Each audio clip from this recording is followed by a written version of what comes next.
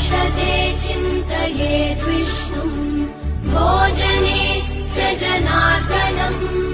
शयने पद्मनाभम् च विवाहे च प्रजापतिम् युद्धे चक्रधरम् देवम् प्रवासे च त्रिविक्रमम् नारायणम् तनुत्यागे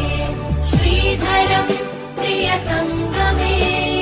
दुःस्वप्ने स्मर गोविन्दम् सङ्कटे मधुसूदनम् आनने नारसिंहम् च पावके जलशायिनम्